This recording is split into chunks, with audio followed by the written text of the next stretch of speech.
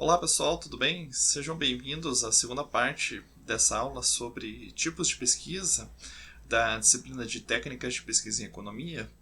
E nessa aula a gente vai dar continuidade ao tema da classificação dos tipos de pesquisa de acordo com o objetivo da pesquisa ou sua finalidade, as técnicas de levantamento e análise de dados empregadas e também a natureza, desses dados que vão ser investigados.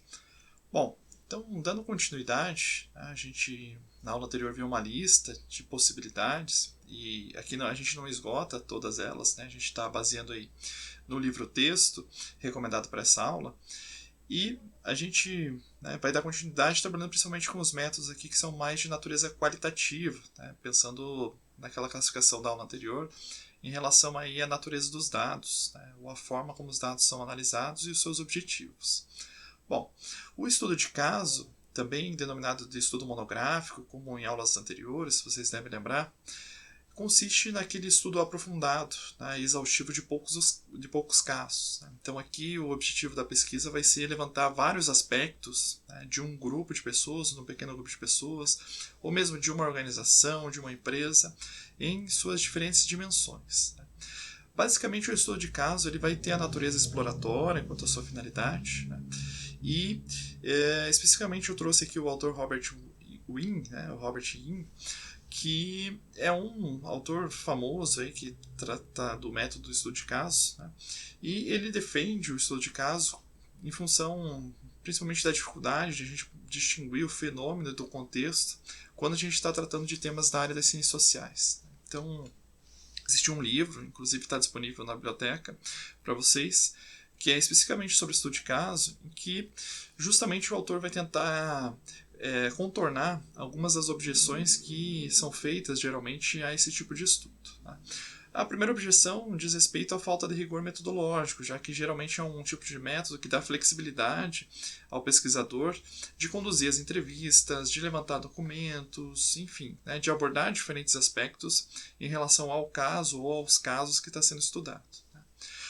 Outra objeção diz respeito aí à dificuldade de a gente generalizar, porque do ponto de vista da população, se eu estudo um ou outro caso e eu faço essa seleção de casos de acordo com um interesse pré-definido, eu também estou enviesando a minha escolha desse caso que não pode ser representativo de um coletivo. Então, do ponto de vista da inferência estatística, que é um dos objetivos em estudos de natureza mais quantitativa, no caso do estudo de caso isso não é possível. A gente tem muita dificuldade de generalizar, embora a gente possa conseguir aí ter uma compreensão muito aprofundada de um fenômeno, das condições de um determinado grupo social, quando a gente estuda a fundo pela metodologia de estudo de caso, mas aquilo que a gente verificou não necessariamente vai ser aplicável ao universo mais amplo de grupos sociais, de pessoas, de organizações e assim por diante.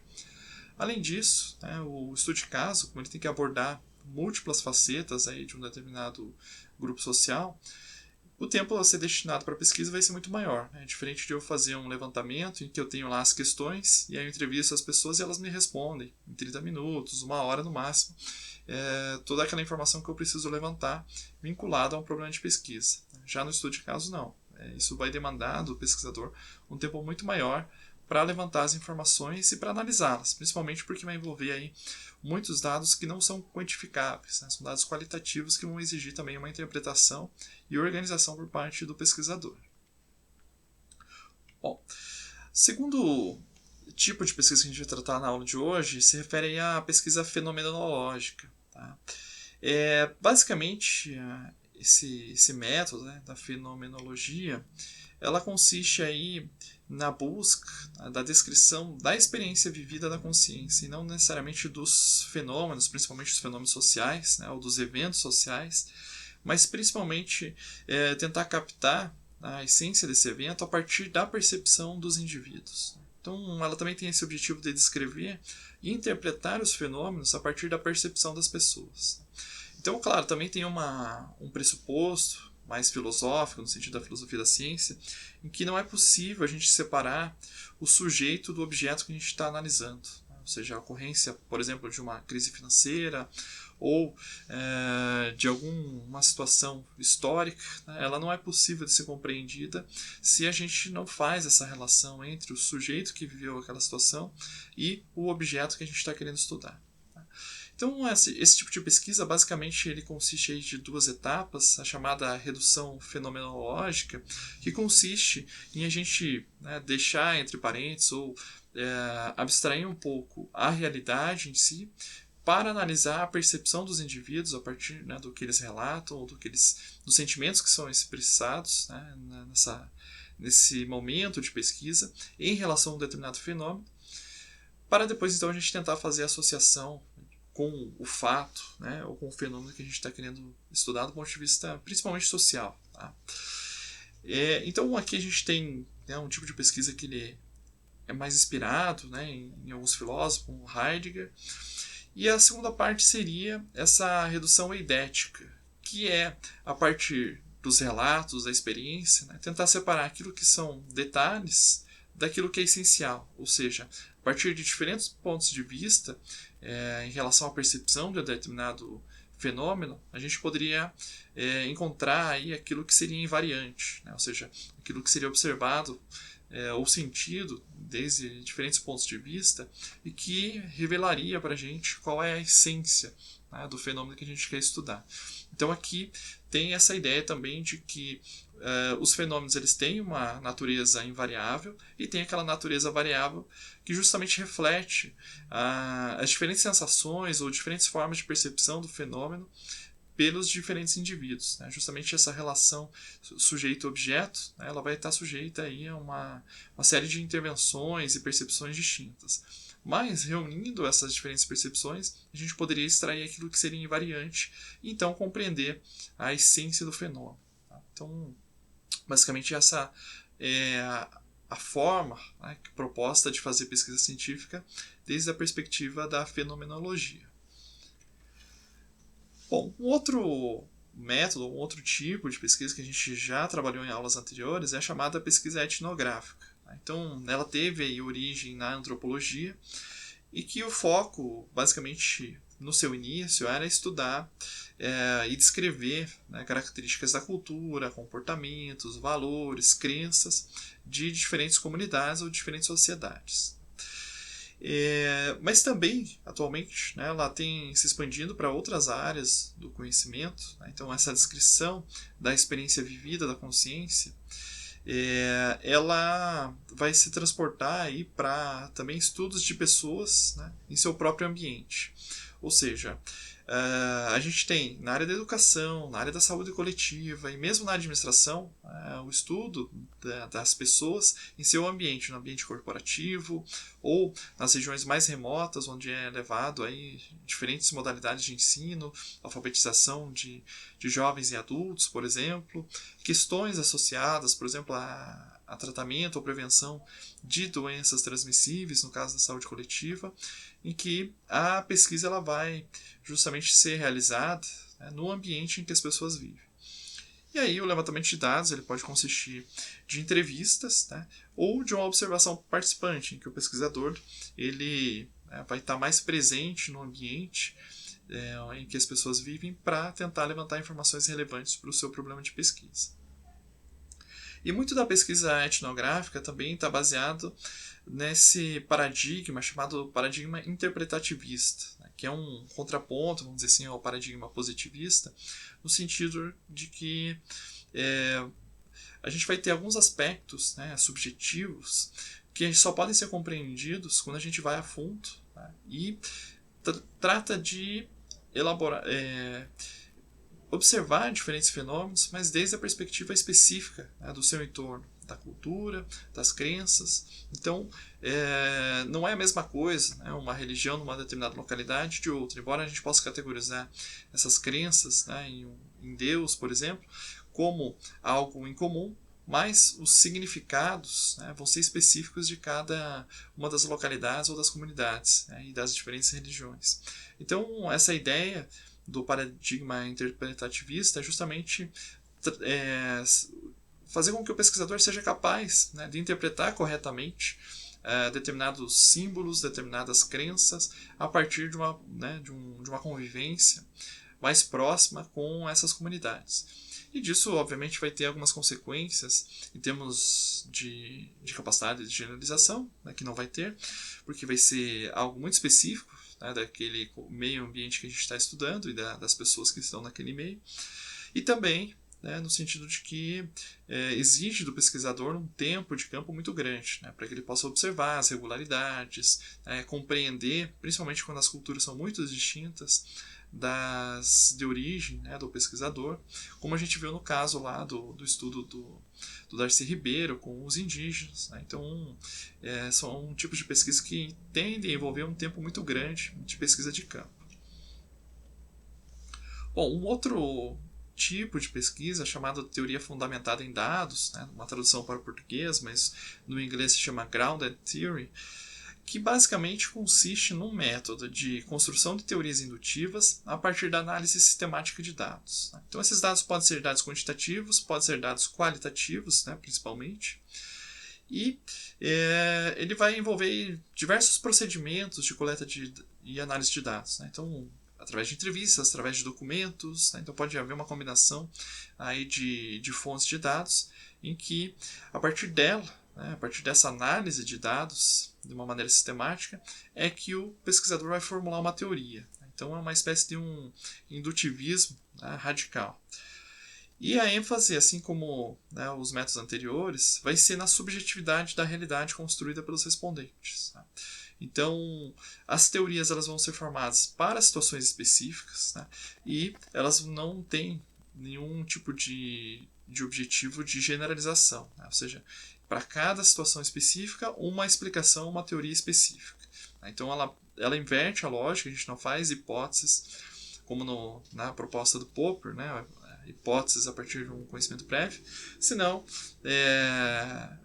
busca-se, a partir da convivência com os grupos, do levantamento de dados, tentar interpretar esses dados e, a partir deles, criar uma teoria específica para aquela situação, né? Sem essa ambição, vamos dizer assim, mais ampla, de criar generalizações para serem colocadas à prova aí, em outras situações. Então essa vai ser uma característica específica dessa modalidade ou desse tipo de pesquisa, chamada de teoria fundamentada em dados. Bom, nós temos uma outra modalidade, um outro tipo de pesquisa que é chamada pesquisa-ação. Né? Então, basicamente, consiste aí numa metodologia em que há algum tipo de intervenção por parte do pesquisador no grupo, né, ou na comunidade, na organização, né, o que seja, em que a pesquisa está sendo desenvolvida. E, basicamente, essa pesquisa está voltada para a resolução de um problema coletivo com a participação e cooperação entre pesquisadores e os sujeitos, né, da pesquisa. Então pode ser uma comunidade, pode ser uma escola, pode ser uma empresa, enfim. Né. A pesquisação ela vai procurar identificar um problema, né, de ordem prática. Então a primeira etapa desse tipo de pesquisa seria um diagnóstico de um problema específico, dentro de uma situação específica também, né, com vistas a alcançar um resultado prático. Ou seja, uma solução que vai requerer algum tipo de pesquisa, reflexão, diálogo com as pessoas envolvidas, e o objetivo final é justamente tentar encontrar uma solução.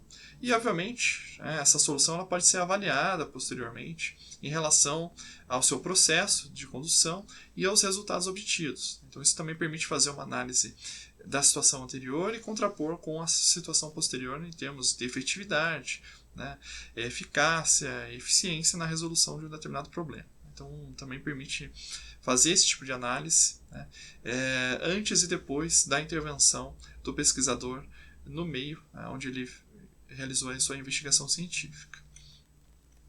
A gente vai ter um outro tipo de pesquisa, né, que, apesar de ter algumas semelhanças com o anterior, também vai guardar algumas características específicas, que é a chamada pesquisa participante. Tá? Então, a pesquisa participante ela visa auxiliar os sujeitos envolvidos numa situação ou problema a identificar, analisar e buscar soluções para tal problema. Só que a diferença aqui é o seguinte, que o pesquisador ele não vai impor, né, uma intervenção mais firme em relação ao problema identificado. Pelo contrário, né, ele vai apenas incentivar que a população, estudada, o grupo de pessoas, os trabalhadores de uma determinada empresa, enfim, né, tem uma postura ativa e que a condução, né, da seleção dos problemas, da discussão das possíveis soluções, seja realizada, né, pela própria comunidade ou pelos sujeitos que estão sendo estudados. Então, o pesquisador ele ficaria mais num papel de observador, né, para descrever como, né, as pessoas identificaram o problema, quais as soluções aportadas e qual o resultado final obtido. Tá? Então, basicamente, essa pesquisa ela vai ter um caráter mais emancipador, no sentido de dar aos indivíduos, né, a autonomia para fazer análise crítica de uma determinada situação e propor soluções para ela. Tá? E essa modalidade, ou esse tipo de pesquisa, tem basicamente as suas origens em estudos realizados por pesquisadores na América Latina.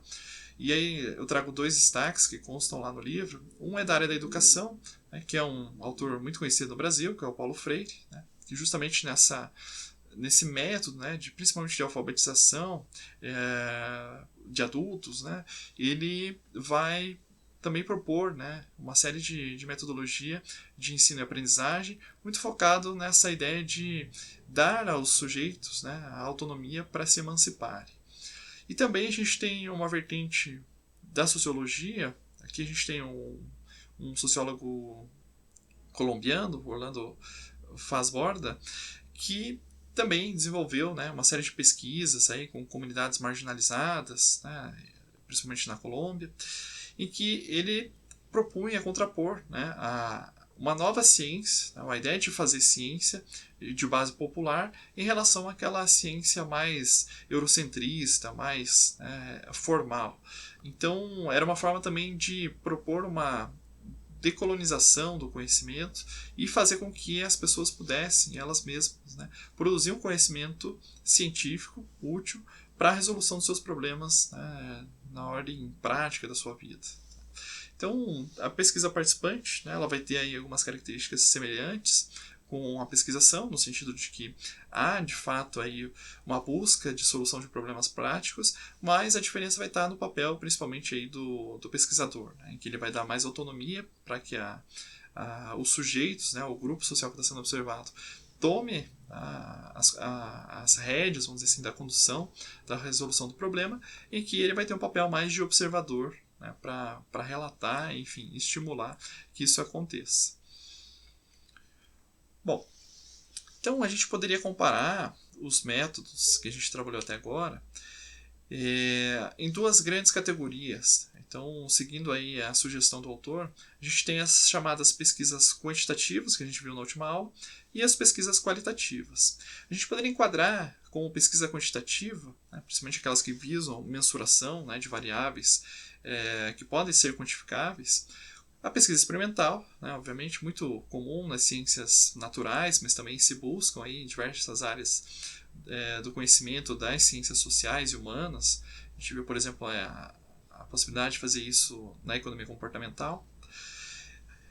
Os ensaios clínicos, os estudos de corte e caso-controle, muito forte na área da saúde, e também as pesquisas de levantamento, né, como as pesquisas do IBGE, pesquisas de outros institutos, né, de pesquisa, de uma maneira geral, né, fazem esse tipo de levantamento, inclusive dados numéricos, renda, PIB, né, enfim, produção, faturamento, volume de produção, etc. Né, então, dados bastante objetivos que podem ser quantificados e trabalhados, né, de maneira a fazer inferências estatísticas, quando a gente tem amostras representativas, significativas, né, que permitem a gente trabalhar dessa forma.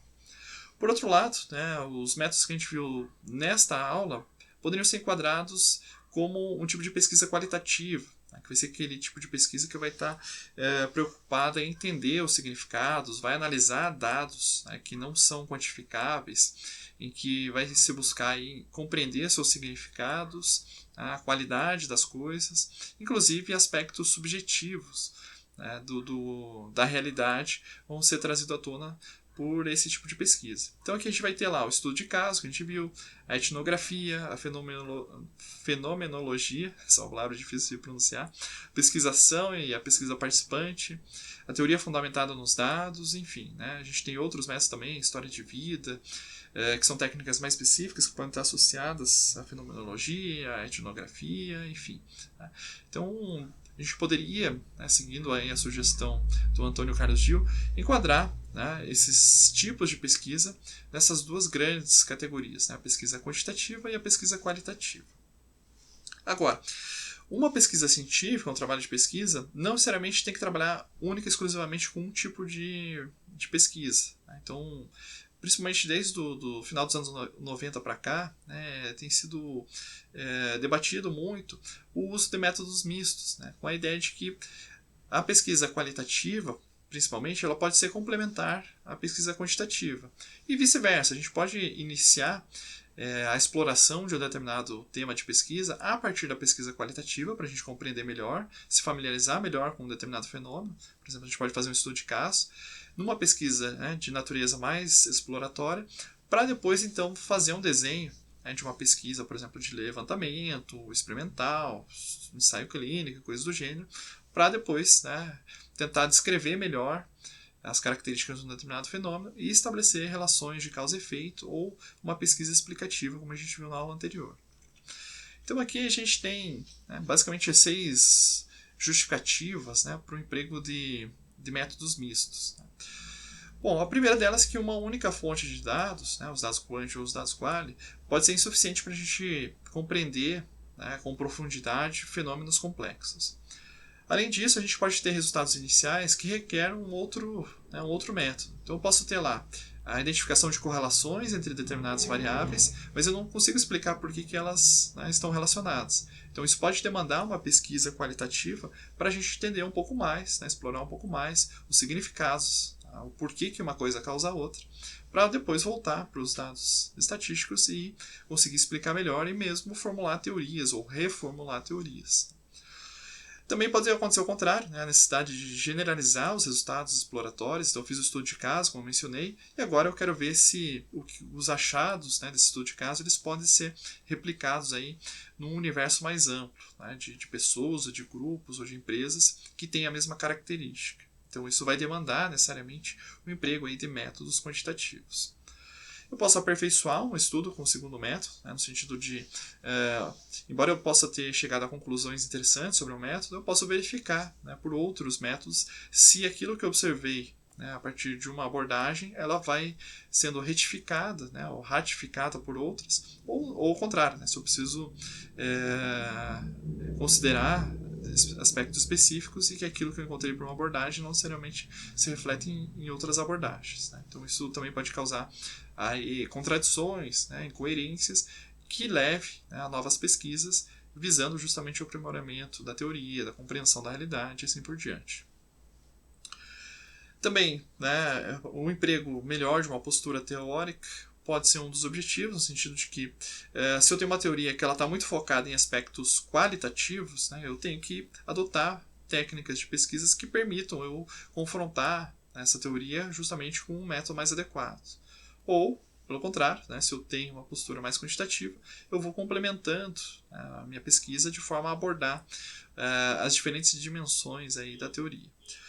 E, por fim, entender o objetivo de pesquisa nas suas múltiplas fases. Então, eu posso ter um programa de pesquisa, uma coisa mais ampla que um projeto de pesquisa, em que eu vou ter múltiplas fases. Então, eu posso começar com uma fase exploratória, em que eu vou aplicar técnicas qualitativas, e depois eu vou tentar avançar para descrições mais generalistas, e mesmo para fases explicativas, em que eu vou incorporando outros métodos. Então, essa complementariedade pode ser necessária à medida que eu vou avançando um programa de pesquisa nas suas diferentes fases. Né? Então, se eu tenho cada fase um objetivo diferente, né, o exploratório, o descritivo e, por fim, o explicativo, né, é natural que eu tenha que empregar métodos, né, de pesquisa diferentes. Então, por isso, pode ser necessário, né, o emprego tanto da pesquisa qualitativa como da pesquisa quantitativa. Enfim, eu deixo aqui novamente, né, a recomendação da leitura do capítulo 4 do livro do Antônio Carlos Gil, Como Elaborar Projetos de Pesquisa, né, que esse é um capítulo bastante completo, né, que aborda aí os temas da aula, né, das 2 aulas dessa semana. E eu desejo a vocês aí uma excelente semana de estudos e nos vemos na próxima videoaula.